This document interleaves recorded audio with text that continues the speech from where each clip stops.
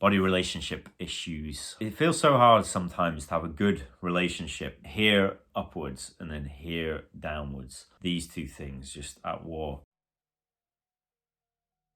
So looking at various ways of conceptualizing the mind, body, the one that I think it feels most relatable and resonant for me is this idea of the mind as the one that threads the stories, tries to structure your experience, and the body is the one that is pure experience, like feeling and knowing. And so you could look at it that you have these feelings, like the sense realm. That's kind of like the animal realm. Animals don't necessarily structure their experience through language, and they can't then put their experience in the context of time necessarily, as far as we know. Maybe we'll learn something different, but this pure experience of I'm just here and maybe there are thoughts going on, but I'm almost larger than all of that and just able to experience everything happening at the same time is a really, really powerful thing. When you have these sensations, then you have the mind that is constantly in this interplay with the system, trying to structure and organize and categorize and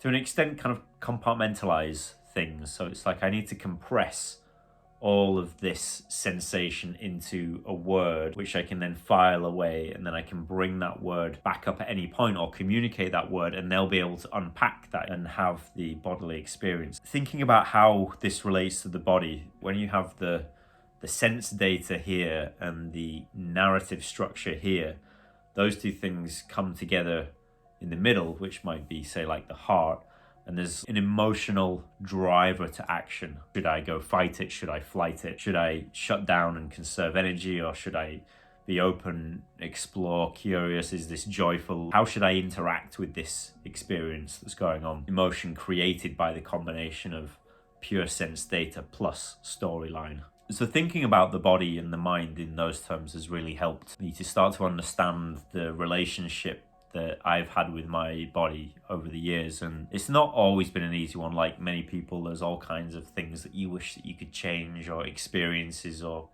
things that maybe got coded in childhood that they feel like stuck tension. You know, it feels like there's something that was created there, and then there was a reaction to that thing, and a tension and a shutdown and survival stress that's been stored in the body that hasn't let me go through and feel everything that I've needed to feel in order for it to process. That's why I like these techniques. It's like we work up the level of the body, feeling things, but then also looking at the structure of the mind and how we use language to organize and compress certain experiences into things that we hold, almost like instructions that we hold in our body of how I should act in a certain situation. For a lot of people, the relationship with their bodies has been a very fraught one. It's constantly seemed like a struggle. It's constantly felt like it wasn't good enough, and it manifests as a dynamic where I need to shame and punish myself into some kind of cooperation. Thinking about the way that we've just absorbed this cultural narrative of I have to shame and punish myself into compliance so that I can maintain my connection with the herd, and maybe there was a really good reason for that back in the day when resources were a lot more scarce. That herd connection had primacy because that was the thing that kept you safe. Now maybe the times are not quite the same as they used to be. The shame and the punishment thing that we will often apply to ourselves in order to get ourselves moving and motivated, which is often a fear, this kind of dual sensation of I'm terrified that I'm going to be abandoned, this expanding, rising feeling, coupled with this intense, compressing, restricting, suppression feeling of I need to make myself really, really small and non-threatening so they'll accept me back into the tribe. There's a lot of utility in it to be able to manipulate, but we're also doing that to ourselves all the time when we shame ourselves. We're trying to manipulate and coerce ourselves into compliance. Unconsciously, we think that we're doing the right thing. It's like, I need to get this done. But what I want to look at today is maybe there is another way that is much more cooperative, much more collaborative, much more in the spirit of teamwork, where you're working together, your mind and your body have power with each other, not struggling for dominance over one another. So we'll have a little bit of a look at that today and see if we can't do some tapping to relieve some of this body relationship stress. So find yourself a comfortable position. Hand on the belly, hand on the chest. feel where you're feeling at the moment. So I want you to take a hand and bring it out in front of you. Just take a look at it with fresh eyes. And I want you to think about all of the history of this hand, everywhere it's been, everything it's picked up and everything it's put down, all of the people that it's loved or expressed love towards, and all of the people that it's expressed disdain towards, the things it's created, the things it's destroyed, all of the ways that it's expressed itself. Thinking about how all of the cells within that hand have regenerated and been replaced over the years, yet it's still maintained its general shape. And how easy that is to forget sometimes, that that's not the same hand that it was maybe a decade ago or the decade before that. Everything about it is new. Yet there is something that has been retained, some kind of constant that has been retained. And there is certainly a very rich history that goes with this hand. And see how you feel. Notice what you notice in the body when you think about that hand, and then think about everything that it could do in the future, all the potential things that it could create, what it might want to destroy, the kind of energies that move through it, all of the different ways that you can use it. Hands are so interesting for us because they're our primary way of interacting kinesthetically through the world. You know, they hold so much. Bring that hand back to your heart. Noticing what that feels like. You start to move your hand over the shoulder, down the arm. So you're just feeling now, you can slow this right down, you're feeling now the boundary of your skin, what it feels like as a body, to be existing right here, right now as a body, to be experiencing all of the different sensations that you might experience, or that the body might experience. And with the other hand as well. Start to gently press on these different parts of the body and make sure to slow down as much as possible. There might be a temptation, a kind of an urgency based impulse to move around. What's going on? We're just going to slow things right down. And notice how the body is breathing right now, and if there was a way that it could naturally and organically breathe right now, if it wasn't being pressured or coerced into any particular way of breathing, how would it breathe naturally? Every emotional state has a correlating breathing pattern. It's not something that's controlled from here down, it's something that just comes naturally from the body up.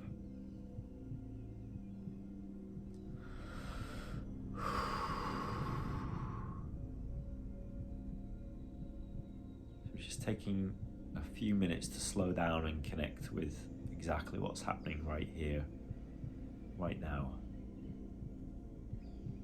Same as always. Connection first, and then we'll start to tap around the collarbone and explore some of these thoughts. We don't have to repeat this, but I'm just noticing what's going on in my body, what this kind of somatic expression is. Right now I'm quite drawn to the solar plexus. I'm quite drawn to this part of the body right here, which in certainly the Hindu tradition is considered to be the kind of the power center. And So maybe you can place a hand there on the solar plexus and just feel what that feels like. You're not looking for anything in particular. You're not trying to coerce yourself into a response. You're just noticing what it's like. Starting to think about what would a power with model look like with your body, rather than a domination power over model, where you're fighting the body, you're trying to whip it into shape, tyrannizing it into submission, where it does what you want it to do. And then of course you have the pushback from that. Either it collapses into submission or it fights back. And that's where you get this kind of yo-yoing. You're going to do something really extreme, and then there's going to be this fallback where the body starts rebelling. And notice the quality of the thoughts that get you to do things like that. Typically they're thoughts of the nature of urgency culture. I need to do something about this now. I need to. Action, hard action. And then moving back into, that's too much, it's too overwhelming, I can't do anything, it's never going to work, I can't. Thoughts of the nature of I need to, high anxiety, high fight flight energy, or I can't, I don't have it in me at all. Shut down mode, helplessness, thoughts of that nature. All of that is two sides of the same coin, survival stress. So we want to avoid creating from that place of survival stress, because whatever we create from stress is going to end up producing more stress, in the same way that if you push yourself too hard, the pushback from that is going to be, you're going to have a burnout. So stress begetting more stress. And so just notice in that solar plexus area there what power with might look and feel like. What if I was friends with my body? I know we've been through a lot together. What if we were cooperating? Okay. Now we're going to move to tap both hands on the collarbone. All this body stress. All this body stress. I've had such a difficult relationship. I've had such a hard relationship with my body. We've been through so much together. But we've always been at odds. It just feels like I've been fighting it. Trying to get it to do what I need it to do. And I felt so frustrated with it. And so exhausted at times. And so angry with it.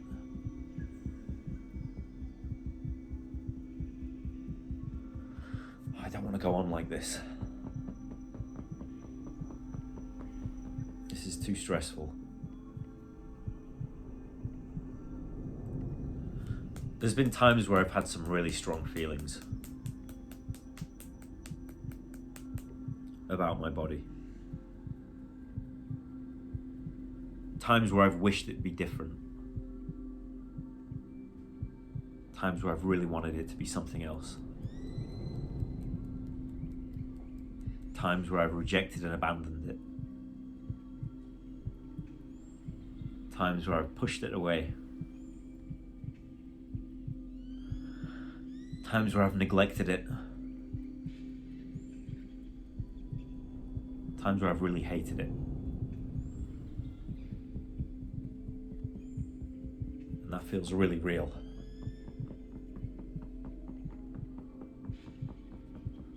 And I don't know what it thinks about that. But I know that my feelings are real. I know that that's what I've experienced. And I also know that those kinds of thoughts are the manifestation of extreme survival stress.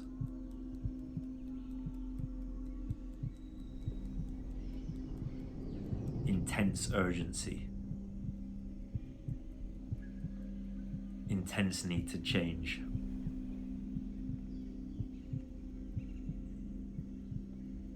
Doing things in the only way I knew how.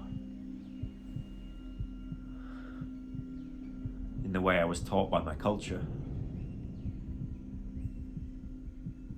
To shame and coerce myself into some kind of submission.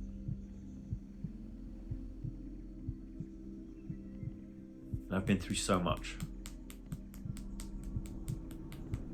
And things have been so hard. And so stressful. I've really needed to make this happen. I really feel like I've needed to take this hard line with my body. But deep down, a part of me knows that I can't hate myself into compliance. Deep down, a part of me knows that hating myself enough is not going to get me to change. Not in any long-term, sustainable way.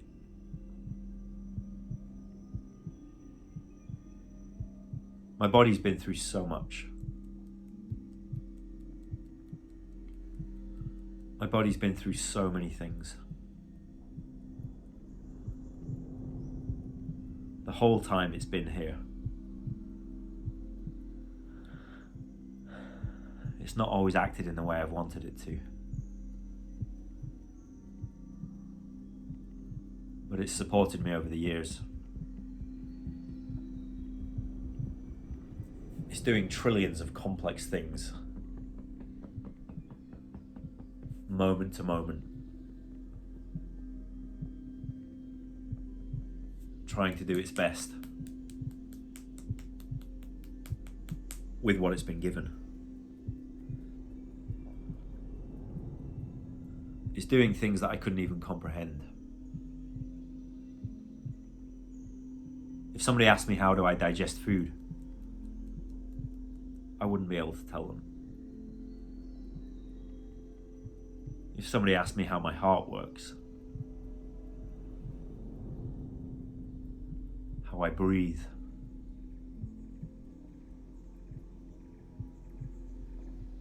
how my liver works,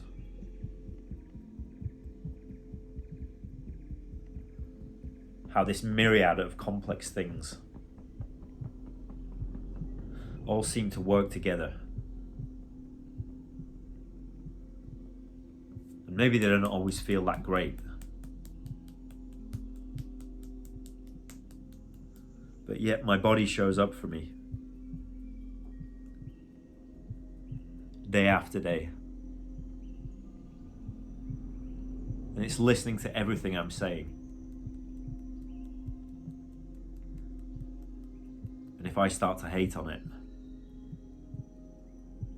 it's listening to that too. And it might just be responding to that.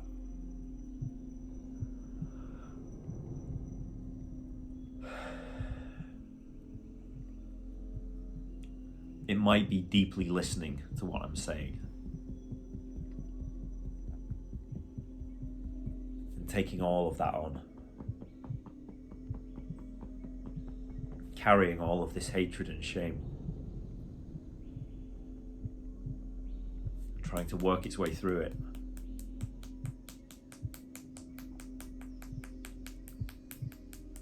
I really want to change this relationship. I think I've been so scared for so long.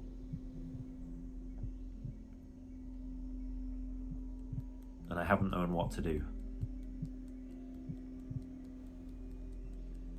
And nobody's ever really taught me how to have a good relationship with my body. How to take care of my animal. how to listen to it,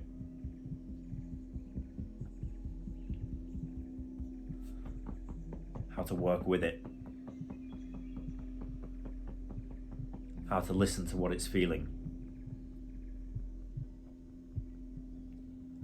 how to listen to what it needs,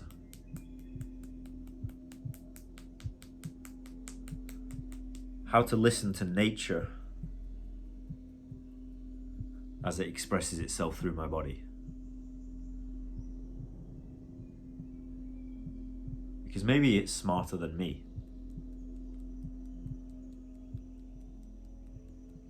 Maybe it knows what it's doing more than I know what I'm doing.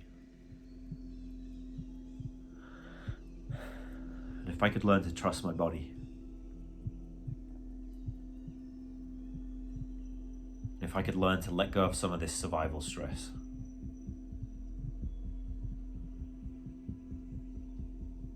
and learn to look after it with my thoughts, and learn to cooperate and collaborate,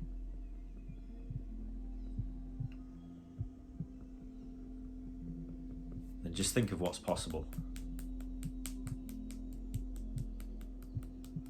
We've got this far together, and that's just through fighting one another. Just think of what would happen if we actually cooperated and collaborated and realized that we were on the same team and that we could listen to one another. And we could open these channels of communication. And we could work together and pull in the same direction. Just imagining what that could be like feels really great. And maybe there are parts of me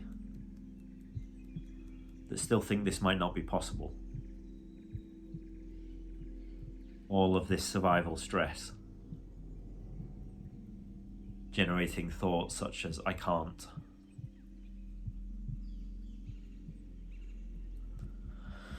But I'm willing to let little bits of that go in a way that feels safe.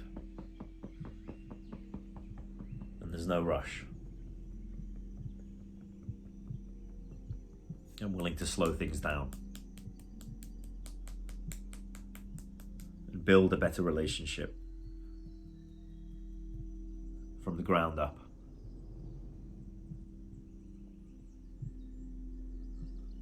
With the animal of my body. I want to learn how to look after it.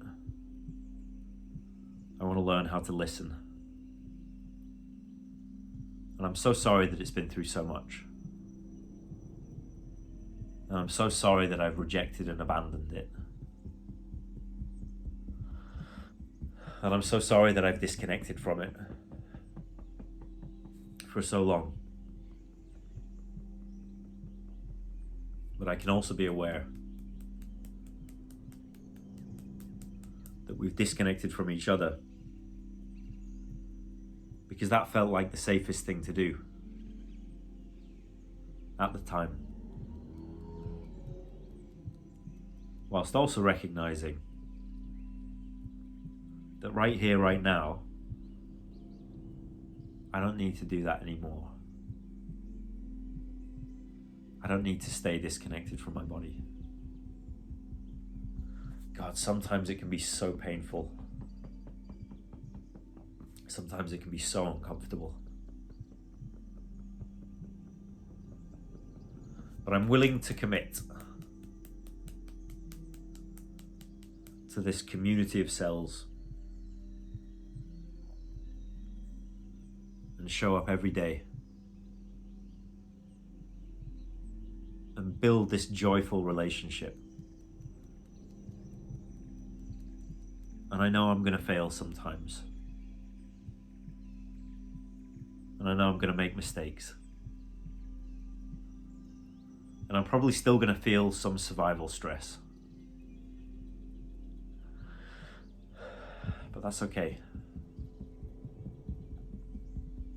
I know my body can handle this. I know my body's tougher than I think. And that doesn't mean I'm going to be a tyrant. It doesn't mean I'm going to hit it with a stick. But actually I'm amazed at what it's been through. And still managed to survive. And so doing things from survival stress certainly gets me to survive. Sometimes that's quite useful. But that's not the same as really thriving. So if I can tap into this warm, relaxed, cooperative relationship and start to build and create from there with my body instead of against it, with kindness and with empathy, which sometimes might look like, hey, I know this really sucks, but I'm gonna need you to get up and go for a walk. I know you're really struggling right now.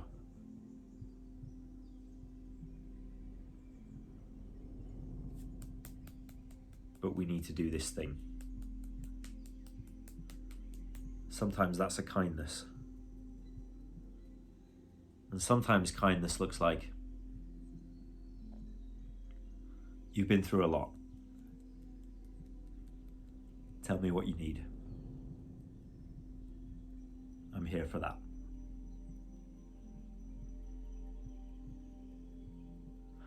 I don't need to be perfect anymore.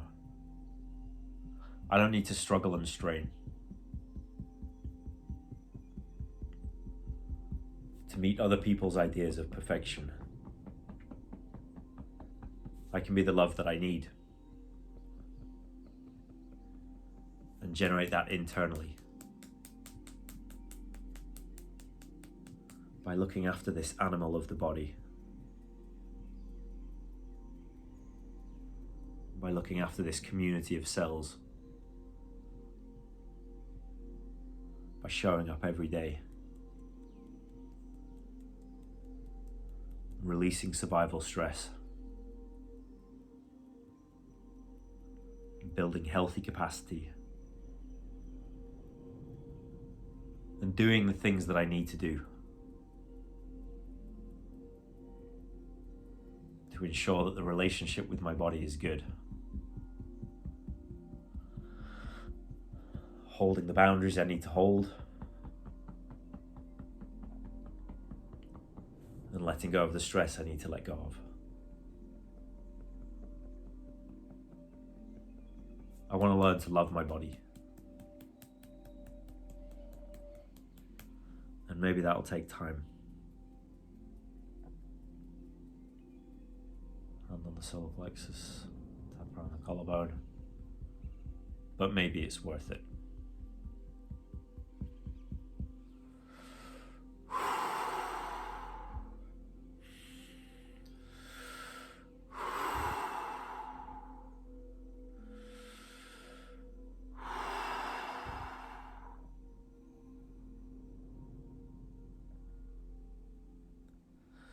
Notice how that feels. Notice what is going on in your body now compared to how you came into this session before.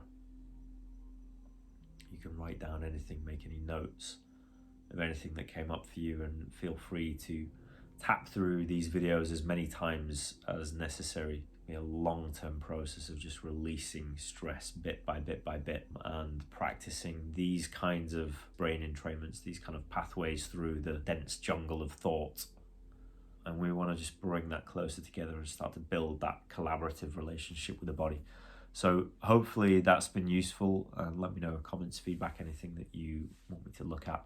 Have a great rest of your day. Look after your body, and I'll see you in the next video.